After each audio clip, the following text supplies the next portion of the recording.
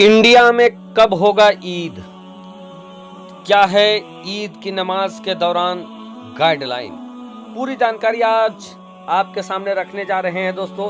इधर ईद की तैयारी आखिरी चरम पर पहुंच गया है और अल्लाह की जो भर भर की रहमतें और बरकतें रमजान के महीने में पहुंचती थी, आपके घर में हजार किस्म के पकवान होते थे, अब वो दौर खत्म होने वाला है क्योंकि रमजान करीम अब विदाई के कगार में खड़ी हो गई है। इधर दोस्तों अब सबकी निगाहें ईद की चांद की तरफ टकटकी लगाकर लग गई है कि ईद की चांद कब निकलेगी। लोग तो यहाँ तक सर्च कर रहे हैं कि सऊदी का क्या मामला है। तो दोस्तों सऊदी का क्या हाल है वो भी मैं बताऊंगा, भारत में ईद कब होने को है वो भी बताऊंगा, और क्या है ईद के दौरान गाइडलाइन दोस्तों जिसको हम सबको पालन करना है, मानना है, वो भी बताने की कोशिश करूंगा। तो आपसे रिक्वेस्ट करूंगा, गुजारिश करूंगा, अगर अभी तक आपने चैनल को सब्सक्राइब नहीं किया, चैनल को कर लीजिए सब्सक्राइब, बेल के बटन को कर दीजिए ऑन और ऑल नोटिफिकेशन के ऑप्शन को दबा ले। दोस्तों ईदगाहों की साफ सफाई अंतिम चरण में है क्योंकि आज भारत के अंदर 29 रोजा है। जब मैं इस वीडियो को शूट कर रहा हूं उस समय भारत में 29 रोजा चल रहे हैं। और सऊदी की बात करूं दोस्तों तो सऊदी में 30 रोजा चल रहे हैं क्योंकि भारत में जब 28 रोजा था तो सऊदी में 29 रोजे थे। और उस वक्त बहुत तेजी के साथ यानी 9 तारीख को बहुत तेजी के साथ सरकार ने हुक्म दिया था और सरकार के हुक्म से सऊदी अरब में चांद देखने की, शव्वाल की चांद को देखने की कोशिश की जा रही थी, लेकिन तमाम कोशिशें नाकाम रही और बड़ी खुशहाली मुबारकबाद पूरे दुनिया को मिला कि 29 का चांद नहीं हुआ, जिसकी वजह से एक और रमज़ान का रोज़ा दुनिया के हिस्से में आया और सऊदी में 30वां रोज़ा चल रहा है और 10 तारीख को सऊदी में ईद। इधर दोस्तों भारत में आज 29वां रोजा है, लेकिन ये जरूरी नहीं है कि 30 ये हो जाए क्योंकि ईद का जो एक्चुअल तारीख तय होता है वो चांद के ऊपर तय होता है। अगर चांद आज दिख गया सऊदी में तो कल ईद होने ही को है क्योंकि वहां पे 30 रोजे पूरे हो जाएंगे और वहां तो चांद दिख जाएंगे। लेकिन अगर इंडिया में चांद दिखता है तो ऐसा देखने को मिलेगा कि दुनिया भर में सभी जगह एक ही दिन ईद उल फित्र की नमाज अदा की जाएगी। दोस्तों भारत के अंदर आज जगह जगह से ऐलान किया गया है कि आप चांद देखने की जो प्रक्रिया है, चांद देखने का जो भी इंतजाम है वो इंतजाम करें।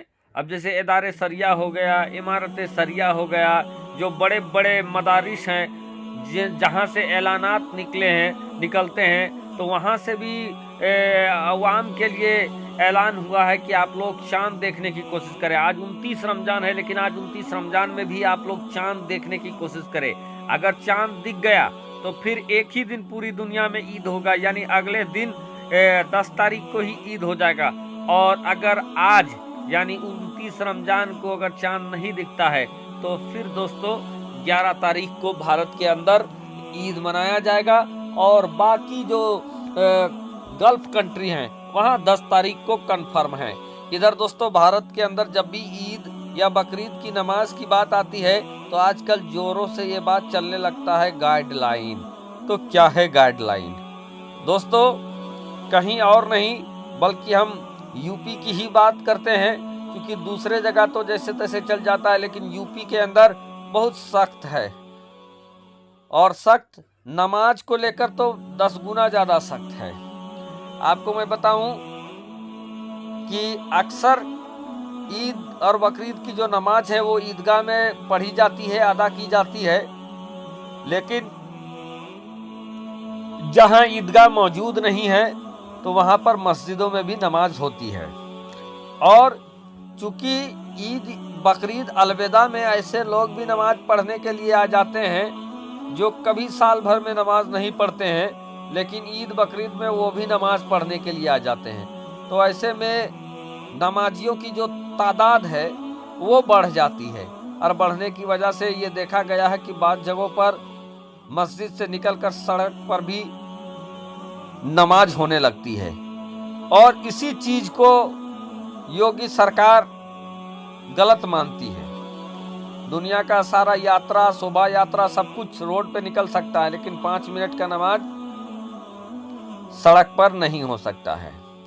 और इसी के लेकर दोस्तों गाइडलाइन पिछले की तरह इस बार भी जारी किया गया है कि सुनिश्चित करने को कहा गया है कि किसी भी तरीके का नमाज सड़क पर ना पढ़ा जाए। और इस चीज पर उत्तर प्रदेश के अंदर सख्ती है, और सबको कमेटियों को बताया जा रहा है, जुड़े हुए सदर सेक्रेटरी को बताया जा रहा है कि आप नमाज पढ़ें, इत्मीनान से पढ़ें, कोई टेंशन नहीं है, अपना धार्मिक त्यौहार मनाएं, लेकिन आप इतना सुनिश्चित करें कि सड़क पर कोई नमाज ना हो। सड़क पर नमाज होगा तो फिर कार्रवाई होगी। इधर दोस्तों देश के हर हिस्से, हर कोने का मिजाज यही नहीं है। हालांकि सड़क पर नमाज पढ़ने की इजाजत कहीं मिलता नहीं है, लेकिन दूसरे जगह पर अगर मजबूरी, अगर नमाज पढ़ भी लिया जाता है तो उतनी सख्ती नहीं होता है जितना सख्ती उत्तर प्रदेश में दिखाया जा रहा है।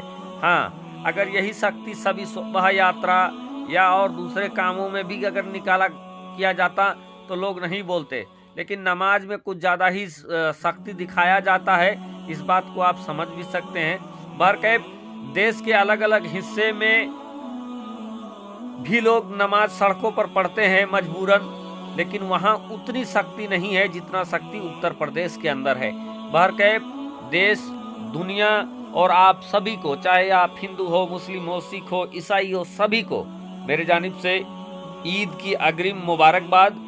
आप सबका ईद खुशियों के साथ गुजरे, और अगर सरकार ने जो दिशा निर्देश निकाले हैं, जो भी ऐलान किए हैं, जो गाइडलाइन है, उन तमाम चीज़ों को आप पालन करते हुए अपनी ईद को मनाएं, खुशियां बांटें। और ये खुशियां का त्यौहार है, हिंदू मुस्लिम दुश्मन दोस्त सबको गले लगाएं, मोहब्बत बांटें और मोहब्बत का काम करें, क्योंकि ये वो त्यौहार है दोस्तों जो दुश्मन को भी गले लगाना सिखाता है। दुश्मन को भी गले लगाकर लोग मोहब्बत का पैगाम देते हैं। तो मोहब्बत के पैगाम में तनाव की स्थिति ना पैदा करें, बल्कि सरकार का जो फरमान है उस फरमान को भी माने और खूब मोहब्बत लुटाएं। इतना मोहब्बत लुटाएं कि दुनिया के अंदर सिर्फ मोहब्बत ही नजर आए दोस्तों, क्योंकि ये त्यौहार मोहब्बत का त्यौहार है। इसी के साथ दोस्तों आपसे लेते हैं विदा। आप भी आज देखे चांद।